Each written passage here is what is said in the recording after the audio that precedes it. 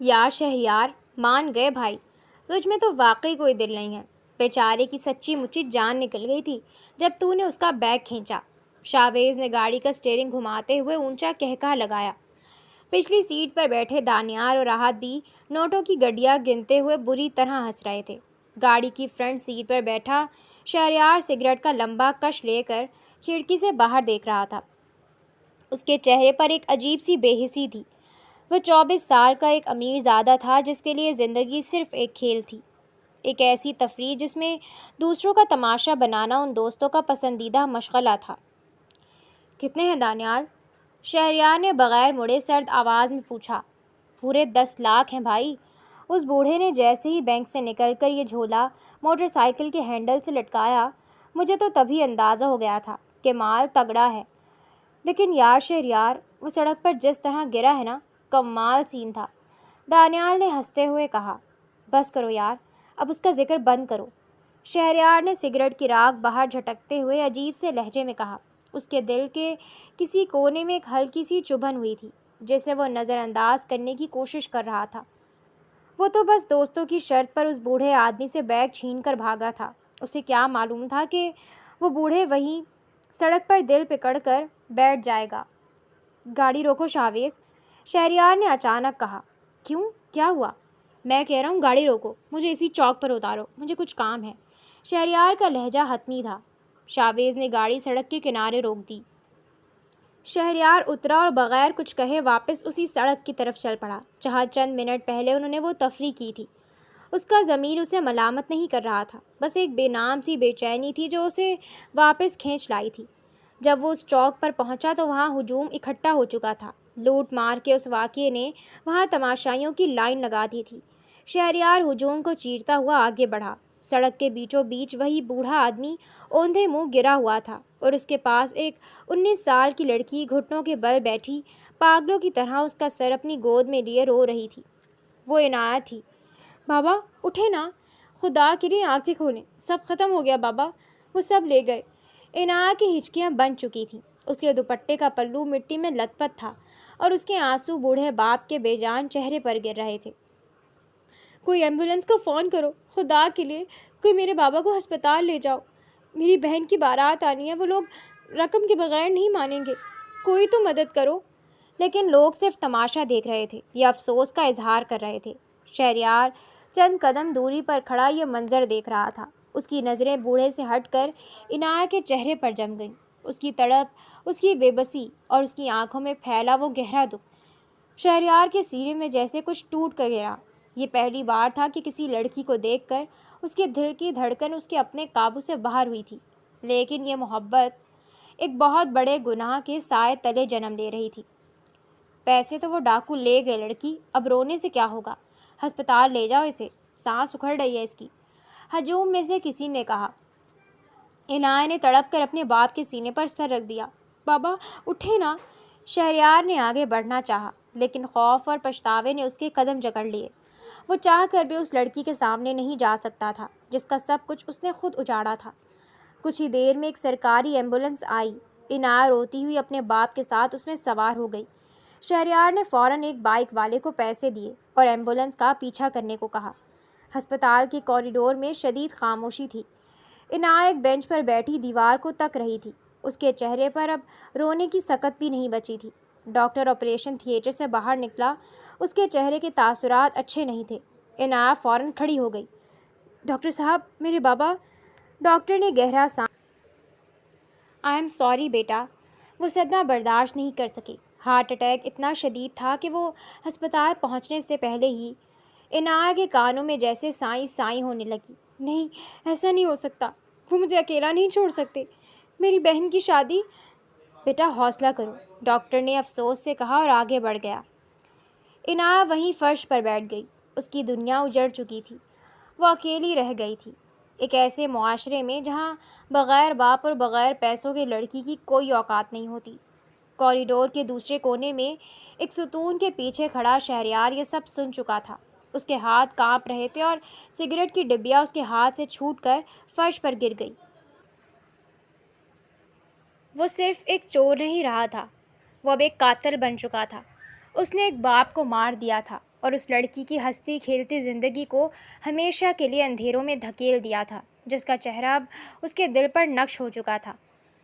باپ کے انتقال کو 2 ہفتے گزر چکے تھے، لیکن عنایہ کے لیے وقت جیسے وہیں رک گیا تھا۔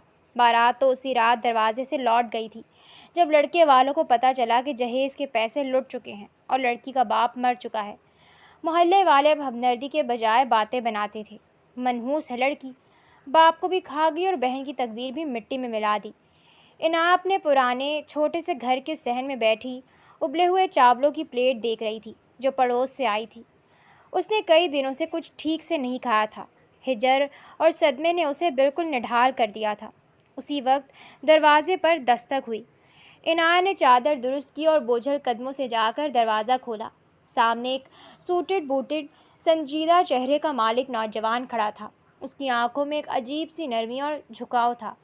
وہ شہریار تھا، لیکن اب وہ کوئی لاپرواہ میرزادہ نہیں لگ رہا تھا، بلکہ ایک سلجھا ہوا انسان بن کر آیا تھا۔ جی، آپ کون؟ عنایہ نے سوجی ہوئی آنکھوں سے اسے دیکھتے ہوئے پوچھا۔ شہریار نے ایک لمحے کے لیے نظریں جھکائیں۔ اس کا دل اتنی زور سے دھڑک رہا تھا۔ السلام علیکم، میرا نام شہریار ہے۔ میں اکرام صاحب مرحوم کے ایک پرانے جاننے والے کا بیٹا ہوں۔ مجھے ابھی 2 دن پہلے پتہ چلا کہ ان کے ساتھ کیا ہوا، اس لیے تعزیت کے لیے آیا ہوں۔ عنایہ کے چہرے پر باپ کا نام سن کر دوبارہ آنسو آ گئے۔ وہ اب اس دنیا میں نہیں رہے، سب ختم ہو گیا۔ مجھے معلوم ہے اور مجھے اس کا بے حد افسوس ہے۔ شہریار کی آواز میں سچی تڑپ تھی جو احساس جرم سے پیدا ہوئی تھی۔ انکل مجھ سے اکثر ملتے تھے، وہ بہت اچھے انسان تھے۔ عنایہ جی، اگر آپ کو برا نہ لگے تو کیا میں اندر آ سکتا ہوں؟ عنایہ نے خاموشی سے راستہ دے دیا۔ وہ اتنی ٹوٹی ہوئی تھی۔ صحن میں لکڑی کی کرسی پر بیٹھتے ہوئے شہریار نے ارد گرد کا جائزہ لیا۔ عنایہ جی، مجھے پتہ چلا ہے کہ اکرام انکل کی وفات کے بعد آپ بالکل اکیلی ہیں اور آپ کی بہن کی ذمہ داری بھی آپ پر ہے۔ شہریار نے بہت سنبھل کر بات شروع کی۔ عنایہ نے تلخی سے ہنس کر اپنے آنسو پوچھے۔ دنیا کہتی ہے میں منحوس ہوں۔ میری بہن کی بارات لوٹ گئی کیونکہ ہمارے پاس دینے کو کچھ نہیں تھا۔ اب میں کس کے پاس جاؤں؟ میرے پاس، شہریار کے منہ سے اچانک نکلا۔ عنایہ نے چونک کر اسے دیکھا۔ اس کی آنکھوں میں سوال ہی سوال تھے۔ شہریار نے بات سنبھالی۔ میرا مطلب ہے، اکرام انکل کا مجھ پر ایک احسان تھا اور میں ان کی بیٹی کو اس طرح بے سہارا نہیں چھوڑ سکتا۔ میری ایک چھوٹی سی کمپنی ہے، مجھے وہاں ایک فرنٹ ڈیسک مینیجر کی ضرورت ہے۔ اگر آپ وہ نوکری کر لیں تو آپ کو ایک اچھی سیلری ملے گی اور آپ اپنی بہن کی شادی دوبارہ طے کر سکیں گی۔ میں؟ لیکن میں نے تو صرف 12ویں پاس کی ہے، مجھے کام کا کوئی تجربہ نہیں ہے۔ عنایہ نے بے یقینی سے کہا۔ تجربہ کام کرنے سے آتا ہے، آپ کل سے جوائن کر سکتی ہیں۔ میں خود آپ کو پک اینڈ ڈراپ دوں گا جب تک آپ کمفرٹیبل نہ ہو جائیں۔ شہریار نے اس کی آنکھوں میں جھانکتے ہوئے کہا۔ آپ سچ کہہ رہے ہیں؟ آپ میرے لیے کوئی فرشتہ ہیں؟ فرشتہ؟ شہریار نے تلخ مسکراہٹ اندر ہی دبا لی۔ کاش وہ جانتی کہ وہ فرشتہ نہیں، اس کا جلاد تھا۔ نہیں، میں بس ایک انسان ہوں جو اپنا فرض نبھا رہا ہے۔ اگلے چند ہفتوں میں شہریار نے عنایہ کی زندگی کو بالکل بدل دیا۔ وہ روز اسے لینے آتا، آفس میں اس کا خاص خیال رکھتا اور جب کبھی عنایہ اداس ہوتی تو وہ گھنٹوں اس کی باتیں سنتا۔ عنایہ کو آہستہ آہستہ شہریار کی عادت ہونے لگی۔ اس کی نرمی، اس کا احساس اور اس کی محبت نے عنایہ کے زخمی دل پر مرہم کا کام کیا۔ ایک شام جب شہریار اسے گھر چھوڑنے آیا تو گاڑی روک کر اس نے عنایہ کا ہاتھ تھام لیا۔ عنایہ، میں مزید اپنی بات دل میں نہیں رکھ سکتا۔ میں تمہاری زندگی کے ہر دکھ کو سکھ میں بدلنا چاہتا ہوں۔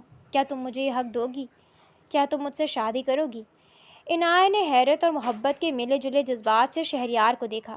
شہریار، آپ اتنے اچھے کیوں ہیں؟ میں ایک غریب بدنام لڑکی ہوں، آپ مجھ سے شادی کیوں کرنا چاہتے ہیں؟ کیونکہ مجھے تم سے محبت ہے عنایہ، ایسی محبت جس کے لیے میں اپنی جان بھی دے سکتا ہوں۔ شہریار نے گہرے لہجے میں کہا۔ وہ سچ کہہ رہا تھا۔ وہ اب عنایہ کے بغیر جینے کا تصور بھی نہیں کر سکتا تھا۔ عنایہ نے شرما کر نظریں جھکا لیں اور خاموشی سے اپنا ہاتھ اس کے ہاتھ میں دے دیا۔ وہ بہت خوش تھی کہ اسی رات شہریار اپنے کمرے میں اکیلا بیٹھا شراب کا گلاس ہاتھ میں لیے رو رہا تھا۔ فون کی اسکرین پر شاویز کا نام چمک رہا تھا۔ شہریار نے فون اٹھایا۔ ہاں شاویز، بولو۔ یار شہریار، تو پاگل ہو گیا ہے کیا؟ محلے کے لڑکوں سے پتہ چلا ہے تو اس بوڑھے کی بیٹی سے شادی کر رہا ہے۔ دماغ ٹھیک ہے تیرا؟ جس دن اس لڑکی کو پتہ چلا کہ اس کے باپ کی موت کا ذمہ دار تو ہے، وہ تجھے زندہ جلا دے گی۔ شاویز کی آواز میں غصہ اور حیرت تھی۔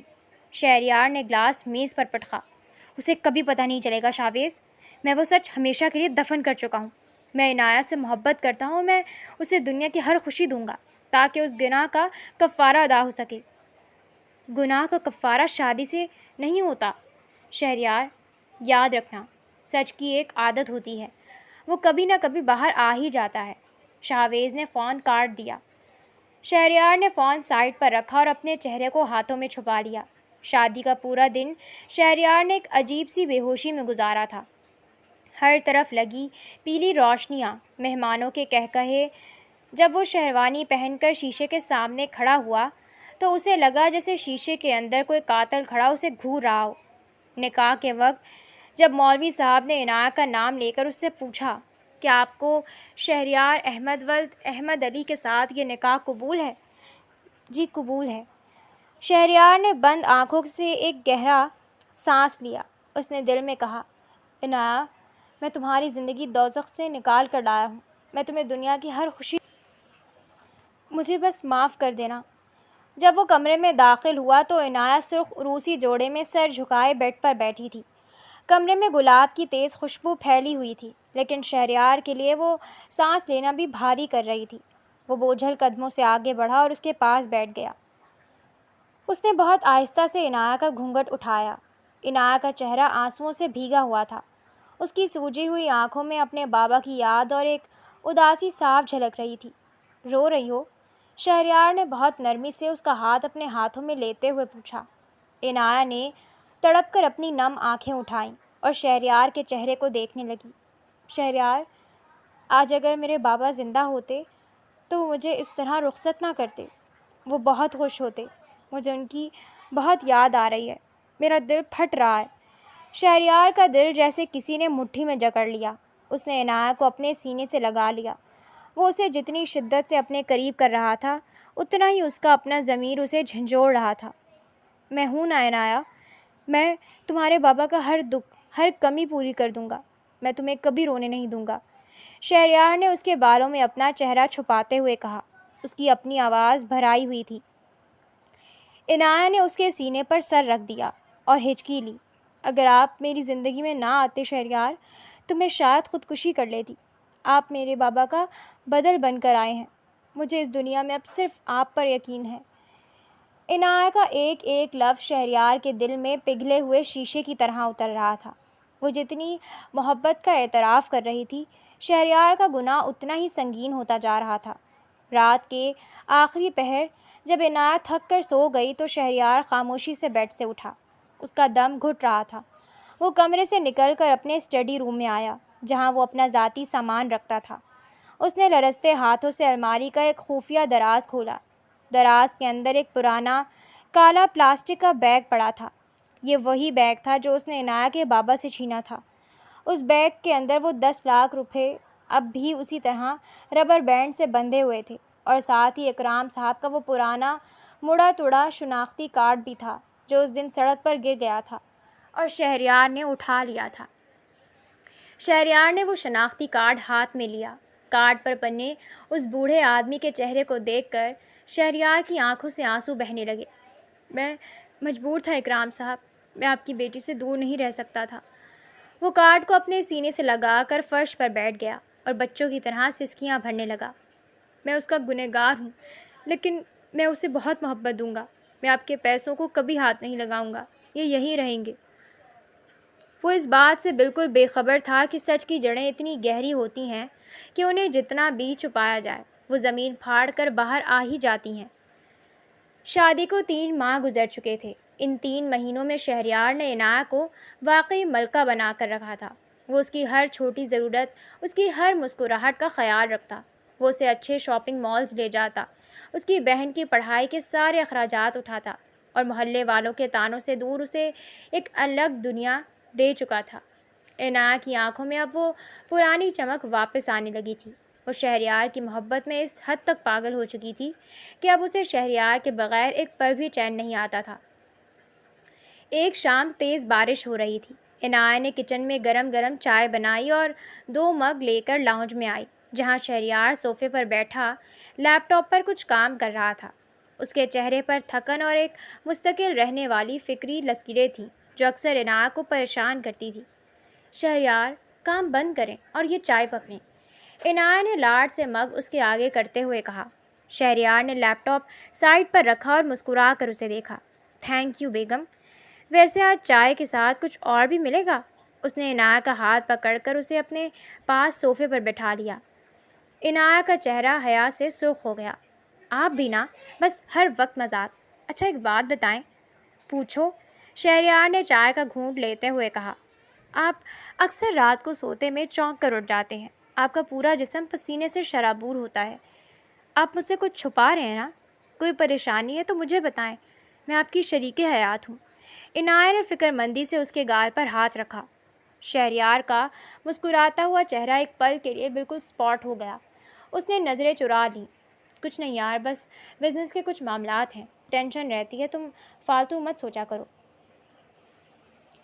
شہریار، عنایہ نے اس کا چہرہ اپنی طرف موڑا۔ اگر کبھی زندگی میں کوئی بہت بڑی مصیبت آ جائے یا آپ سے کوئی بہت بڑی غلطی ہو جائے تو مجھ سے مت چھپانا، میں آپ کے ساتھ کھڑی رہوں گی۔ شہریار نے تلخی سے ہنس کر پوچھا۔ اچھا، اگر کوئی بہت بڑا گناہ ہو جائے، ایسا گناہ جو ناقابل معافی ہو، تو کیا تب بھی معاف کر دو گی؟ عنایہ نے ایک لمحے کے لیے سوچا، پھر اس کا لہجہ سنجیدہ ہو گیا۔ غلطیاں معاف ہو سکتی ہیں شہریار، لیکن دھوکہ اور فریب کبھی معاف نہیں ہو سکتا۔ اگر کسی نے میرے جذبات کا خون کیا ہو تو میں اسے کبھی معاف نہیں کر سکتی۔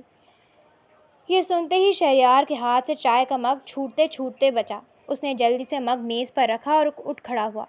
میں ذرا واش روم سے ہو کر آتا ہوں۔ وہ تیز قدموں سے کمرے کی طرف بڑھ گیا، جبکہ عنایہ حیرت سے اسے جاتے ہوئے دیکھتی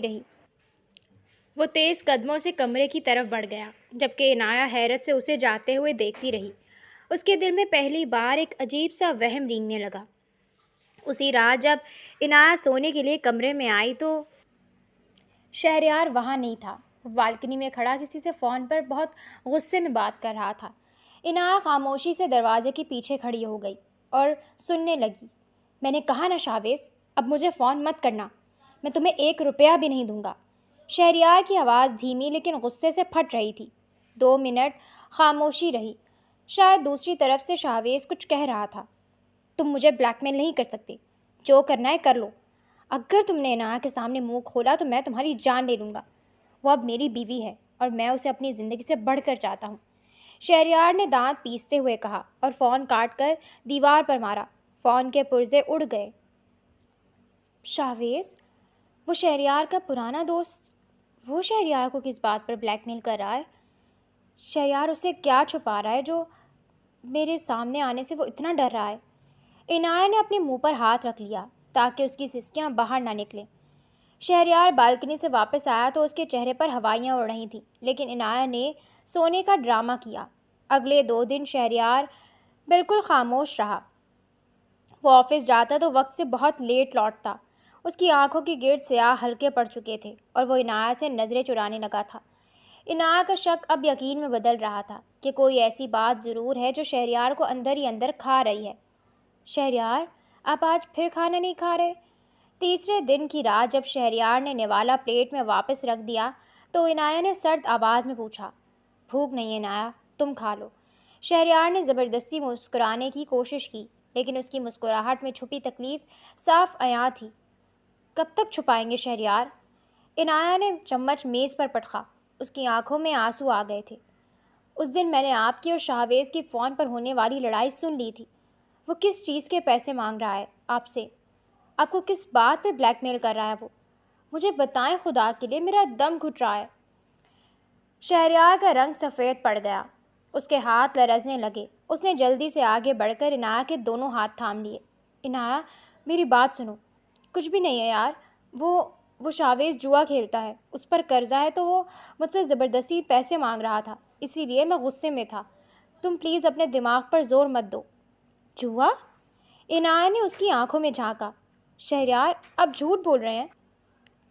اگر صرف اتنی سی بات ہوتی تو آپ فون پر یہ نہ کہتے کہ اگر تم نے عنایہ کے سامنے منہ کھولا تو میں تمہیں جان سے مار دوں گا۔ شاویز کے پاس ایسا کیا ہے جو وہ میرے سامنے لائے گا؟ عنایہ بس کر دو۔ شہریار اچانک چیخ پڑا۔ اس کا دراصل غصہ اس کا خوف تھا۔ میں کہہ رہا ہوں نا کچھ نہیں ہے، تمہیں مجھ پر یقین نہیں ہے؟ عنایہ خاموش ہو گئی۔ اس نے اپنا ہاتھ شہریار کی گرفت سے چھڑا لیا۔ اگلی صبح شہریار کو بزنس کے سلسلے میں 2 دن کے لیے شہر سے باہر جانا تھا۔ نکلتے وقت اس نے عنایہ کو بہت شدت سے گلے لگایا۔ اپنا خیال رکھنا عنایہ، اور مجھے معاف کر دینا اگر میں نے کبھی تمہارا دل دکھایا ہو۔ شہریار نے اس کے ماتھے پر بوسہ دیتے ہوئے مدھم آواز میں کہا۔ عنایہ نے کوئی جواب نہیں دیا، وہ بس اسے جاتے ہوئے دیکھتی رہی۔ شہریار کے جانے کے چند گھنٹے بعد عنایہ پورے گھر میں دیوانہ وار گھومنے لگی۔ شہریار کے اسی پرانے اسٹڈی روم جہاں وہ کسی کو جانے کی اجازت نہیں دیتا تھا۔ عنایہ نے کمرے کا دروازہ کھولا تو وہاں ہر چیز سلیقے سے رکھی تھی۔ وہ اس کی میز کے پاس آئی، دراز کھولے لیکن وہاں صرف آفس کی فائلیں تھیں۔ اچانک اس کی نظر میز کے نیچے گرے ہوئے ایک چھوٹے سے چابیوں کے گچھے پر پڑی۔ یہ شاید رات کو جلدی میں شہریار کی جیب سے گر گیا تھا۔ عنایہ نے وہ گچھا اٹھایا۔ اس کا رخ الماری کے اس خفیہ دراز کی طرف تھا جو ہمیشہ لاک رہتا تھا۔ اس نے لرزتے ہاتھوں سے چابی تالے میں لگائی۔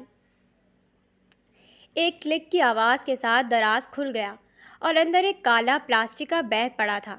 عنایہ کا دل اتنی زور سے دھڑکا، اس نے آگے بڑھ کر وہ بیگ اٹھا لیا۔ جب عنایہ نے وہ کالا بیگ کھولا تو اس کے اندر نوٹوں کی وہی 10 گڈیاں تھیں جن پر اب مٹی جم چکی تھی۔ اس کی نظر ان پیسوں کے نیچے ایک چیز پر پڑی۔ وہ ایک پرانا پلاسٹک کا شناختی کارڈ تھا۔ کارڈ پر لکھی تحریر پر جیسے ہی عنایہ کی نظر پڑی، اس کی آنکھیں پھیل گئیں۔ وہاں اس کے بابا اکرام الحق کا نام اور ان کی تصویر لگی ہوئی تھی۔ یہ وہی کارڈ تھا جو اس دن بینک سے نکلتے وقت ان کی جیب میں تھا، جو چوری کے وقت سڑک پر گر گیا تھا۔ اس کے ہاتھ سے وہ کارڈ فرش پر گر گیا۔ اسی بیگ کے اندر ایک ڈائری بھی تھی جس کے صفحات پر شاویز کے لکھے ہوئے چند خطوط اور کچھ پرانی آڈیو ریکارڈنگز والی USB بھی پڑی تھی جس پر لکھا تھا شہریار کا کارنامہ۔ عنایہ نے وہ USB وہیں لیپ ٹاپ میں لگائی۔ جیسے ہی آڈیو پلے ہوئی، شاویز اور دانیال کے کہے گونج اٹھے۔ یار شہریار، مان گئے بھائی، تم میں تو واقعی کوئی دل نہیں ہے۔ بیچارے کی سچی مچی جان نکل گئی تھی جب تم نے اس کا بیگ کھینچا۔ اور پھر شہریار کی وہ سرد آواز، کتنے ہیں دانیال؟ وہ سڑک، وہ تماشا، وہ بوڑھا آدمی جو تڑپ تڑپ کر مر گیا، اور وہ فرشتہ جو اس کی زندگی میں مسیحا بن کر آیا تھا، وہ کوئی اور نہیں، وہی جلاد تھا، اس کا شوہر، اس کا شہریار، اس کے بابا کا قاتل تھا۔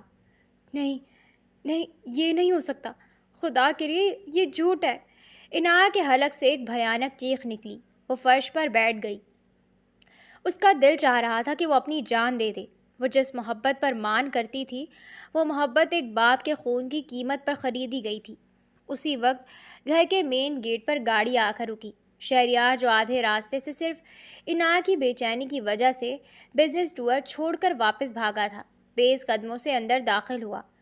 وہ سیدھا اسٹڈی روم کی طرف بڑھا، لیکن جیسے ہی اس نے دروازہ کھولا، سامنے کا منظر دیکھ کر اس کے جسم کا سارا خون جم گیا۔ عنایہ فرش پر بیٹھی تھی، اس کے چاروں طرف نوٹ بکھرے ہوئے تھے۔ ایک ہاتھ میں کالا بیگ تھا اور دوسرے ہاتھ میں اکرام صاحب کا شناختی کارڈ۔ عنایہ، شہریار کے حلق سے بمشکل لفظ نکلا۔ اس کا رنگ کاغذ کی طرح سفید ہو چکا تھا۔ عنایہ نے آہستہ سے اپنا سر اٹھایا۔ اس کی آنکھیں جو کبھی محبت سے چمکتی تھیں، اس وقت بالکل خالی اور خوفناک حد تک سرخ ہو چکی تھیں۔ وہ شہریار کو دیکھ کر آہستہ سے مسکرائی، ایک ایسی مسکراہٹ جس نے شہریار کی روح فنا کر دی۔ شہریار، دیکھو مجھے کیا ملا۔ عنایہ نے پاگلوں کی طرح ہنستے ہوئے کارڈ اس کی طرف اچھالا۔ میرے بابا کا کارڈ۔ تم نے کہا تھا نا تم میرے بابا کو جانتے ہو؟ تم تو انہیں بہت اچھے سے جانتے تھے۔ تم نے تو اس دن سڑک پر ان کا یہ بیگ کھینچا تھا نا؟ وہ وہیں فرش پر عنایہ کے پاؤں کے پاس گر پڑا۔ اس کی آنکھوں سے آنسو بہنے لگے۔ عنایہ، میری بات سنو، خدا کے لیے میری ایک بار بات سن لو۔ میں پاگل تھا، میں اپنے دوستوں کے ساتھ ایک سستی شرط ہار گیا تھا۔ مجھے نہیں معلوم تھا کہ انکل کا دل کمزور ہے، مجھے نہیں معلوم تھا کہ وہ وہیں دم توڑ دیں گے۔ میں تڑپا ہوں عنایہ، میں روز جلا ہوں اس پچھتاوے میں۔ پچھتاوا؟ عنایت نے اچانک تڑپ کر شہریار کو پیچھے دھکیلا۔ وہ کھڑی ہوئی اور اپنے ہی بال نوچنے لگی۔ محبت اور پچھتاوے کا ڈرامہ کر کے تم نے میرے بابا کے خون کا سودا کیا۔ تم نے مجھے خریدا ہے شہریار احمد۔ تم کوئی فرشتہ نہیں ہو، تم جلاد ہو، تم چور ہو، تم میرے بابا کے قاتل ہو۔ عنایت، میں گنہگار ہوں، مجھے مار لو، مجھے جان سے مار دو، لیکن خدا کے لیے ایسے مت دیکھو۔ شہریار نے دوبارہ آگے بڑھ کر اس کا ہاتھ پکڑنا چاہا۔ مجھے چھونا مت۔ عنایت اس طرح چیخی جیسے کسی نے اسے جلتی ہوئی آگ لگا دی ہو۔ اس نے میز پر پڑا شیشے کا بھاری گلدان اٹھایا اور پوری طاقت سے سامنے دیوار پر مارا۔ دور ہو جاؤ مجھ سے۔ میرا پورا وجود ناپاک کر دیا تم نے۔ میرے بابا کا قاتل میری سہاگ رات کا ساتھی تھا۔ میں تمہاری بیوی ہوں، نہیں، میں ایک قاتل کی جاگیر ہوں۔ شہریار نے دیکھا کہ عنایت بری طرح ہنس رہی تھی۔ بابا دیکھو، آپ کا داماد کتنا امیر ہے۔ اس نے آپ کے 10 لاکھ روپے چھپا کر رکھے تھے تاکہ میری بہن کی بارات نہ آ سکے۔ بابا آپ کہاں ہیں؟ آئے نا، دیکھیں چور کھڑا ہے یہاں۔ عنایت ہوش میں آؤ، پلیز خود کو سنبھالو۔ شہریار روتا ہوا اس کی طرف بڑھا، لیکن عنایت پوری طرح اپنے حواس کھو چکی تھی۔ اس نے زمین پر بکھرے ہوئے شیشے کے تیز ٹکڑوں پر اپنے ننگے پاؤں رکھ دیے، لیکن اسے درد کا احساس تک نہیں ہو رہا تھا۔ اس کے پیروں سے خون کے فوارے ابل پڑے، مگر وہ پاگلوں کی طرح کمرے میں گول گول گھومنے لگی۔ عنایت رک جاؤ، خدا کا واسطہ ہے رک جاؤ۔ شہریار نے اسے زبردستی اپنے سینے سے لگانے کی کوشش کی، لیکن عنایت نے ایک وحشیانہ طاقت کے ساتھ شہریار کے چہرے پر اپنے ناخن گاڑ دیے اور اس کی قمیض پھاڑ دی۔ چھوڑو مجھے، میں تمہیں مار دوں گی۔ تم نے میرے بابا کو مارا، میں تمہیں مار دوں گی۔ وہ چیختے چیختے اچانک بالکل خاموش ہو گئی۔ اس سے پہلے کہ شہریار اسے روک پاتا، عنایت نے پوری طاقت سے اپنا سر سامنے سخت دیوار پر مارنا شروع کر دیا۔ ٹھاک ٹھاک۔ عنایت! شہریار کا کلیجہ منہ کو آ گیا۔ اس نے لپک کر اپنا ہاتھ دیوار اور عنایت کے سر کے درمیان رکھا۔ عنایت کا سر شہریار کے ہاتھ پر لگا، لیکن صدمے کی تاب نہ لاتے ہوئے اس کی آنکھیں اوپر کو الٹ گئیں اور وہ فرش پر بکھرے نوٹوں اور شیشے کے ٹکڑوں پر اوندھے منہ گر کر بے ہوش ہو گئی۔ کمرے میں اب صرف شہریار کی سسکیوں اور تیز بارش کی آواز گونج رہی تھی۔ عنایت کے سر اور پیروں سے نکلنے والا خون فرش پر بکھرے اکرام صاحب کے شناختی کارڈ کو آہستہ آہستہ سرخ کر رہا تھا، جیسے سچ نے آخر کار اپنا پورا حساب برابر کر دیا ہو۔ عنایت آنکھیں کھولو۔ عنایت خدا کے لیے مجھے مت ڈراؤ۔ شہریار نے لرزتے ہاتھوں سے اسے گود میں اٹھایا اور بیڈ پر لٹایا۔ اس کا اپنا چہرہ عنایت کے ناخنوں کے زخموں سے لہو لہان تھا، لیکن اسے اپنے درد کا احساس تک نہ تھا۔ اس نے فوراً فون اٹھایا اور اپنے فیملی ڈاکٹر رحمان کو کال ملائی۔ ڈاکٹر صاحب جلدی آئیں، میری بیوی، اس کا بہت خون بہہ رہا ہے، وہ ہوش میں نہیں آ رہی۔ شہریار کی آواز میں پاگل پن تھا۔ تقریباً 20 منٹ بعد ڈاکٹر رحمان کمرے میں داخل ہوئے۔ انہوں نے جب کمرے کی حالت، بکھرے ہوئے نوٹ، شیشے کے ٹکڑے اور شہریار کے چہرے کے زخم دیکھے تو وہ صورتحال سمجھنے سے قاصر رہے۔ انہوں نے جلدی سے عنایت کا معائنہ شروع کیا، اس کے ماتھے کا زخم صاف کر کے پٹی کی اور انجیکشن لگایا۔ کچھ دیر بعد جب عنایت نے آہستہ سے آنکھیں کھولی تو شہریار کی جان میں جان آئی۔ وہ لپک کر آگے بڑھا۔ عنایت تم ٹھیک ہو؟ لیکن عنایت کی آنکھوں میں وہ پرانی عنایت کہیں نہیں تھی۔ وہ خالی نظروں سے چھت کو تکنے لگی۔ پھر اچانک اس نے اپنے ہاتھ ہوا میں لہرائے اور تالیاں بجانے لگی۔ بابا دیکھیں کتنے پیارے نوٹ ہیں، میں ان سے گڑیا کا گھر بناؤں گی۔ چور آیا، چور آیا۔ وہ بیڈ پر اچھلنے لگی۔ ڈاکٹر رحمان نے صدمے سے اسے دیکھا اور شہریار کو بازو سے پکڑ کر باہر لاؤنج میں لے آئے۔ شہریار، یہ کیا ہوا ہے؟ اس لڑکی کو کوئی بہت گہرا صدمہ پہنچا ہے۔ اس کا دماغ اس سچائی یا دکھ کو برداشت نہیں کر پایا، ڈاکٹر نے سنجیدگی سے کہا۔ ڈاکٹر صاحب، وہ کیا کہہ رہی ہے؟ وہ ایسے کیوں ہنس رہی ہے؟ شہریار نے ڈاکٹر کے آگے ہاتھ جوڑ دیے۔ بتائیں نا، وہ ٹھیک ہو جائے گی۔ ڈاکٹر رحمان نے گہرا سانس لیا۔ شہریار، سچی بات یہ ہے کہ وہ اپنا ذہنی توازن کھو چکی ہے۔ وہ اس وقت شدید ذہنی صدمے میں ہے اور اب وہ ایک عام انسان کی طرح نہیں سوچ سکتی۔ وہ پاگل ہو چکی ہے۔ شہریار کے پیروں تلے سے زمین نکل گئی۔ نہیں، ایسا مت کہیں۔ میری مانو تو اسے کسی اچھے سرکاری یا پرائیویٹ پاگل خانے منتقل کر دو۔ وہاں ایسے مریضوں کو سنبھالنے کے لیے عملہ ہوتا ہے۔ گھر میں یہ خود کو یا تمہیں نقصان پہنچا سکتی ہے۔ ڈاکٹر نے مشورہ دیا۔ ہرگز نہیں، شہریار چیخ پڑا۔ پاگل خانہ؟ میری نایا پاگل خانے نہیں جائے گی، وہ میری بیوی ہے، اس کی یہ حالت میری وجہ سے، میرا مطلب ہے میں اسے کہیں نہیں بھیجوں گا، وہ اسی گھر میں رہے گی میرے پاس۔ لیکن شہریار، اس کی حالت تو دیکھو۔ میں نے کہہ دیا نا ڈاکٹر صاحب، وہ کہیں نہیں جائے گی۔ آپ مجھے دوائیں لکھ کر دیں، میں اس کا خیال خود رکھوں گا۔ شہریار کا لہجہ حتمی تھا، جس میں پچھتاوے کی آگ جل رہی تھی۔ اگلے چند ماہ شہریار کے لیے کسی جہنم سے کم نہیں تھے۔ اس نے پاکستان کے مہنگے ترین نیورولوجسٹ اور سائیکیاٹرسٹ کو گھر پر بلایا، لاکھوں روپے پانی کی طرح بہا دیے، لیکن عنایہ کی حالت میں کوئی سدھار نہ آیا۔ وہ کبھی گھنٹوں اکیلی بیٹھی دیوار سے باتیں کرتی تو کبھی اچانک چیخنے چلانے لگتی اور اپنے بال نوچتی۔ شہریار آفس جانا چھوڑ چکا تھا۔ وہ دن رات اس کے پیروں کے زخم دھوتا، اسے اپنے ہاتھوں سے کھانا کھلاتا، لیکن عنایہ اسے دیکھتے ہی اکثر وحشی ہو جاتی۔ شہریار کی والدہ بیگم ثروت اور اس کی چچی اس صورتحال سے شدید پریشان تھی۔ ایک دن لاؤنج میں سب جمع تھے۔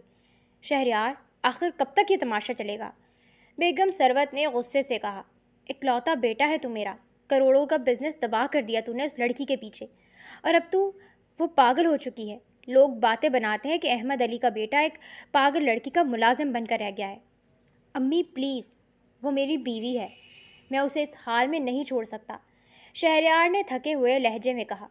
چچی نے موقع پا کر اپنی بیٹی سحر کی طرف اشارہ کیا، جو صوفے پر میک اپ کیے مہنگا جوڑا پہنے بیٹھی فون چلا رہی تھی۔ دیکھو شہریار، ثروت آپا ٹھیک کہہ رہی ہیں، گھر میں ایک جوان کزن بیٹھی ہے تمہاری، جو تمہارے ایک اشارے پر تمہاری زندگی سنوارنے کو تیار ہے۔ اس مٹی کے مادھو کو کے پیچھے کب تک زندگی برباد کرو گے؟ سحر نے معصوم بننے کی اداکاری کرتے ہوئے کہا۔ ہاں شہریار، مجھے تو عنایہ پر بہت ترس آتا ہے، لیکن دیکھو نا، وہ تمہیں پہچانتی تک نہیں ہے۔ اس دن اس نے چائے کا گرم مگ تمہارے ہاتھ پر الٹ دیا تھا۔ تم کیوں اپنی جان خطرے میں ڈال رہے ہو؟ میں ہوں نا تمہارا خیال رکھنے کے لیے۔ شہریار نے سحر کو سرد نظروں سے دیکھا۔ سحر، مجھے کسی کی ہمدردی کی ضرورت نہیں ہے، تم لوگ پلیز میرے معاملے سے دور رہو۔ سحر کہاں باز آنے والی تھی، اس نے گھر میں ہی ڈیرے ڈال لیے۔ وہ اکثر شہریار کے کمرے کے چکر لگاتی، کبھی اس کے لیے کافی لے کر آتی تو کبھی زبردستی اس کے قریب بیٹھنے کی کوشش کرتی۔ ایک دوپہر شہریار بیڈ پر بیٹھا عنایہ کو بہلا پھسلا کر دلیا کھلا رہا تھا کہ سحر کمرے میں داخل ہوئی۔ اس نے جان بوجھ کر شہریار کے موڑے پر ہاتھ رکھا۔ شہریار، تم تھک گئے ہوگے، لاؤ یہ دلیا میں کھلا دیتی ہوں اپنی پیاری بھابھی کو، سحر نے طنزیہ مسکراہٹ کے ساتھ کہا۔ عنایہ، جو اب تک خاموش تھی، نے جیسے ہی سحر کا ہاتھ شہریار کے مونڈھے پر دیکھا، اس کی آنکھیں غصے سے پھیل گئیں۔ اس نے دلیے کی کٹوری جھٹک دی، جو سیدھی سحر کے مہنگے کپڑوں پر گری۔ دور ہو جاؤ، چور کی دوست، چڑیل، یہ میرا ہے، یہ میرا شہریار ہے۔ عنایہ نے سحر کے بال پکڑنے کے لیے ہاتھ بڑھایا۔ شہریار دیکھو اس پاگل کو، یہ مجھے مار دے گی، سحر پیچھے ہٹتے ہوئے چیخی۔ سحر، باہر نکلو یہاں سے۔ شہریار نے سحر کو جھڑکا اور عنایہ کو باہوں میں بھر لیا، جو بری طرح ہانپ رہی تھی اور اس کا پورا جسم کانپ رہا تھا۔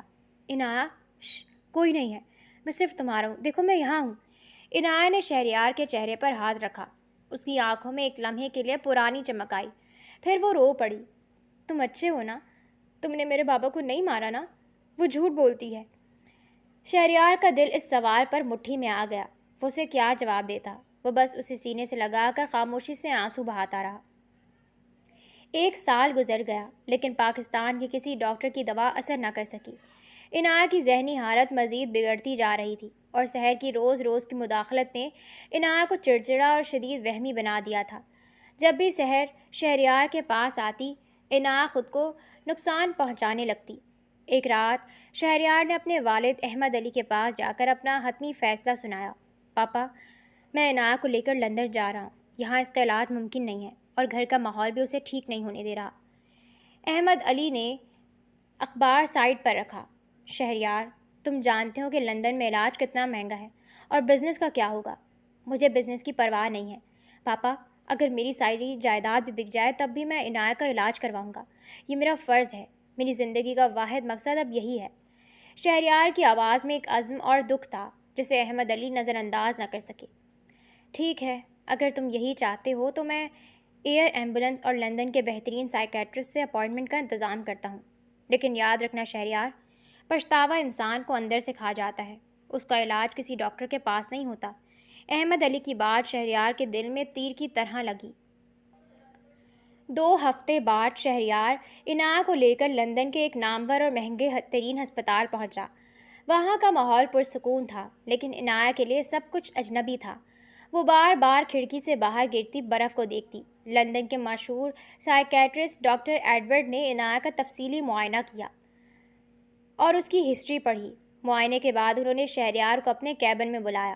مسٹر شہریار، آپ کی وائف کا کیس بہت پیچیدہ ہے۔ ان کا دماغ کسی ایسے سچ کو قبول کرنے سے انکار کر رہا ہے جو ان کی روح کے لیے ناقابل برداشت ہے۔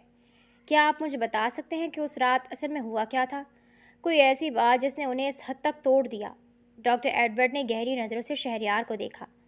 شہریار کی زبان گنگ ہو گئی۔ وہ ایک گورا ڈاکٹر کو کیسے بتاتا کہ وہ خود اپنی بیوی کے باپ کا قاتل ہے؟ اس نے نظریں جھکائیں اور جھوٹ بولا۔ ڈاکٹر، ان کے والد کا ایک حادثے میں انتقال ہو گیا تھا اور وہ صدمہ ان سے برداشت نہیں ہوا۔ ڈاکٹر ایڈورڈ نے اینک اتاری۔ چلو جو بھی ہے، ہم اپنی طرف سے پوری کوشش کریں گے۔ ہم انہیں شاک تھیراپی اور کچھ نئی انٹیلیجنس ادویات پر رکھیں گے، لیکن میں آپ کو واضح کر دوں، اس علاج میں وقت لگے گا، شاید سالوں، اور اس دوران کا رویہ مزید پرتشدد یا بالکل خاموش بھی ہو سکتا ہے۔ میں ہر چیز کے لیے تیار ہوں ڈاکٹر، بس میری عنایہ کو ٹھیک کر دیں، شہریار نے التجا کی۔ لندن کے اس سرد کوریڈور میں شہریار اکیلا بینچ پر بیٹھا تھا۔ اندر آپریشن تھیٹر میں عنایہ کو شاک تھیراپی دی جا رہی تھی۔ ہر تھوڑی دیر بعد شہریار کو ایسا لگتا جیسے عنایہ کی چیخیں اس کے کانوں میں گونج رہی ہوں۔ وہ وہیں فرش پر سر جھکائے بیٹھ گیا۔ اس نے اپنی جیب سے اکرام صاحب کا وہ پرانا شناختی کارڈ نکالا جو اب بھی اس کے پاس محفوظ تھا۔ اکرام صاحب، شہریار کی ہچکی بن گئی۔ آپ نے مجھے معاف نہیں کیا نا؟ دیکھیں، میں دنیا کے سب سے مہنگے ہسپتال میں ہوں، میرے پاس دنیا کی ہر آسائش ہے، لیکن میں اپنی بیوی کے ایک مسکراہٹ کے لیے ترس رہا ہوں۔ وہ مجھے دیکھتی ہے تو چور کہتی ہے، وہ مجھے دیکھتی ہے تو اپنے بابا کو پکارتی ہے۔ اسی وقت سحر کا فون اس کے اسکرین پر چمکنے لگا۔ شہریار نے فون اٹھایا۔ ہاں سحر، کیا ہے؟ اس کا لہجہ انتہائی تلخ تھا۔ شہریار، تم وہاں لندن میں اکیلے کیا کر رہے ہو؟ چچی کہہ رہی تھی کہ میں بھی وہاں آ جاؤں تمہارا خیال رکھنے۔ وہ پاگل لڑکی تو ویسے بھی کبھی ٹھیک نہیں ہوگی۔ سحر! شہریار پوری طاقت سے چیخا۔ دوبارہ عنایہ کو پاگل مت کہنا، اور کان کھول کر سن لو، اگر تم نے یا میری ماں نے دوبارہ میری زندگی میں مداخلت کرنے کی کوشش کی تو میں اس شہر میں اپنی جان دے دوں گا۔ مجھے اکیلا چھوڑ دو، میں اپنی عنایہ کے ساتھ جیوں گا یا اس کے ساتھ ہی مر جاؤں گا۔ اس نے فون کاٹ کر دیوار پر دے مارا، بالکل اسی طرح جیسے اس رات شاویز کے فون کے ساتھ کیا تھا۔ کچھ دیر بعد ڈاکٹر ایڈورڈ باہر آئے۔ ان کے چہرے پر تھکن تھی۔ مسٹر شہریار، سیشن مکمل ہو گیا ہے، وہ ابھی بے ہوش ہیں، آپ اندر جا سکتے ہیں، لیکن یاد رہے انہیں کوئی ذہنی دباؤ نہیں ملنا چاہیے۔ شہریار بوجھل قدموں سے اندر داخل ہوا۔ عنایہ بیڈ پر لیٹی ہوئی تھی۔ اس کے سر پر پٹیاں بندھی تھیں اور اس کا چہرہ بالکل سفید پڑ چکا تھا، جیسے اس میں خون کی ایک بوند بھی نہ بچی ہو۔ وہ اتنی معصوم لگ رہی تھی جیسے کوئی چھوٹی بچی سو رہی ہو۔ شہریار اس کے پاس بیٹھ گیا اور اس کا ٹھنڈا ہاتھ اپنے ہاتھوں میں لے کر رونے لگا۔ اس نے اپنا سر اس کے ہاتھ پر رکھ دیا۔ عنایہ، پلیز ٹھیک ہو جاؤ، مجھے سزا دو، مجھے جیل بھیج دو، مجھے جان سے مار دو، لیکن اپنی آنکھوں میں وہ پرانی محبت واپس لے آؤ۔ میں تمہارا گنہگار ہوں عنایہ، میں تمہارا قاتل ہوں۔ 2 سال گزر چکے تھے، 2 طویل جان لیوا سال۔ شہریار نے اپنا سب کچھ، اپنا بزنس، اپنی جائیداد اور اپنی جوانی عنایہ کے علاج کی نظر کر دی تھی، لیکن عنایہ اب بھی اس دھندلی دنیا میں قید تھی جہاں یادیں تو تھیں پر شعور نہیں تھا۔ آج عنایہ کا آخری اور سب سے بڑا آپریشن تھا۔ ڈاکٹروں کے مطابق یہ آخری کوشش تھی جو یا تو اسے سب کچھ لوٹا سکتی تھی یا ہمیشہ کے لیے گہری خاموشی میں دھکیل سکتی تھی۔ شہریار بیڈ کے پاس بیٹھا اس کے نحیف گورے ہاتھ کو چوم رہا تھا جو مسلسل دواؤں اور شاک تھیراپی کی وجہ سے بہت کمزور ہو چکا تھا۔ عنایہ نے آہستہ سے آنکھیں کھولیں۔ اس کی آنکھوں میں ہمیشہ رہنے والا وہ پاگل پن آج کچھ مدھم تھا۔ اس نے شہریار کے چہرے کو دیکھا۔ تم رو کیوں رہے ہو چور جی؟ عنایہ نے بہت دھیمی معصوم آواز میں پوچھا۔ وہ اب بھی اسے چور کہتی تھی، لیکن اب اس کے لہجے میں وحشت نہیں، ایک عجیب سا لاڈ تھا۔ شہریار نے زبردستی مسکراتے ہوئے اپنے آنسو پوچھے اور اس کے گال پر ہاتھ رکھا۔ میں چور نہیں ہوں عنایہ، میں تو تمہارا ملازم ہوں، دیکھو تمہارے لیے گرم سوپ لایا ہوں۔ نہیں، تم چور ہو، تم نے میرا دل چرایا تھا نا؟ عنایہ نے ایک چھوٹی بچی کی طرح مسکرا کر کہا، اور پھر اچانک اس کا لہجہ اداس ہو گیا۔ مجھے بابا کی یاد آ رہی ہے شہریار، وہ مجھے لینے آئے ہیں، دیکھو وہ کھڑکی کے باہر کھڑے مسکرا رہے ہیں۔ شہریار کا کلیجہ منہ کو آیا۔ اس نے کھڑکی کی طرف دیکھا جہاں صرف سفید برف گر رہی تھی۔ اس نے عنایا کو بازوں میں سمیٹ لیا۔ نہیں عنایا، کہیں مت جاؤ، خدا کے لیے مجھے اکیلا مت چھوڑنا، میں مر جاؤں گا عنایا، میں جیتے جی مر جاؤں گا۔ ڈاکٹر ایڈورڈ نرسوں کے ساتھ کمرے میں داخل ہوئے۔ مسٹر شہریار، وقت ہو گیا ہے، ہم انہیں آپریشن تھیٹر لے جانا ہوگا۔ جب عنایا کو اسٹریچر پر لٹا کر لے جایا جا رہا تھا تو اس نے شہریار کا ہاتھ مضبوطی سے تھام لیا۔ اس کی آنکھوں میں پہلی بار ایک عجیب سا سکون اور مکمل ہوش تھا۔ اس نے شہریار کے کان کے قریب اپنا چہرہ کیا اور سرگوشی کی۔ شہریار، میں سب جانتی ہوں، میں نے تمہیں معاف کیا، میرے بابا نے بھی تمہیں معاف کر دیا، اب خود کو سزا مت دینا میرے اچھے شوہر۔ یہ الفاظ شہریار کی کانوں میں پگھلے ہوئے شیشے کی طرح اترے۔ عنایا کو ہوش آ گیا تھا۔ کیا وہ سب سمجھ گئی تھی؟ لیکن اس سے پہلے وہ کچھ بول پاتا آپریشن تھیٹر کے بھاری دروازے بند ہو گئے اور شہریار وہیں کوریڈور کے ٹھنڈے فرش پر گھٹنوں کے بل بیٹھ کر بچوں کی طرح بلک بلک کر رونے لگا۔ وہ معافی جو 2 سال سے مانگ رہا تھا آج جب ملی تو اس کا دل خوف سے پھٹنے لگا۔ 3 گھنٹے طویل انتظار کے بعد آپریشن تھیٹر کی سرخ لائٹ بند ہوئی۔ ڈاکٹر ایڈورڈ باہر نکلے۔ ان کے چہرے پر ایک عمیق اداسی تھی لیکن ساتھ ہی ایک پرسکون مسکراہٹ بھی۔ مسٹر شہریار، آپریشن کامیاب رہا ہے، ان کا دماغی صدمہ مکمل طور پر ختم ہو چکا ہے، وہ بالکل ہوش میں ہے اور اپنے حواس میں ہے۔ لیکن ڈاکٹر نے ایک گہرا سانس لیا۔ ان کا دل بہت کمزور ہو چکا تھا۔ صدمے اور ادویات کے بوجھ نے ان کے دل کو تھکا دیا ہے۔ وہ اپنی زندگی کے آخری لمحات میں ہیں اور وہ صرف آپ سے ملنا چاہتی ہیں۔ شہریار کے سر پر جیسے قیامت ٹوٹ پڑی۔ وہ بھاگتا ہوا کمرے کے اندر داخل ہوا۔ کمرے میں شام کی پیلی روشنی پھیلی ہوئی تھی۔ عنایا بیڈ پر سیدھی بیٹھی تھی۔ اس کے چہرے پر اب وہ پاگل پن یا وحشت کا ایک سایہ بھی نہیں تھا۔ وہ بالکل وہی پرانی معصوم اور خوبصورت عنایا لگ رہی تھی جس سے شہریار نے محبت کی تھی۔ اس کی آنکھوں میں شہریار کو دیکھ کر محبت کے آنسو تیرنے لگے۔ شہریار، یہاں آؤ میرے پاس۔ اس کی آواز بہت مدھم لیکن بالکل صاف تھی۔ شہریار بھاگ کر اس کے گھٹنوں کے پاس فرش پر بیٹھ گیا اور اس کا ہاتھ اپنے چہرے پر رکھ کر رونا شروع ہو گیا۔ عنایا، مجھے معاف کر دو، مجھے سزا دو، میں تمہارے باپا کا قاتل ہوں، میں نے تمہاری دنیا اجاڑ دی، خدا کے لیے مجھے چھوڑ کر مت جاؤ، میں تمہارے بغیر ایک پل نہیں جی سکتا۔ عنایا نے اپنے دوسرے ہاتھ سے شہریار کے آنسو پوچھے اور بہت پیار سے اس کے بالوں میں انگلیاں پھیرنے لگی۔ یہ لمس اتنا کیوٹ اور جذباتی تھا کہ شہریار کی سسکیاں بن گئیں۔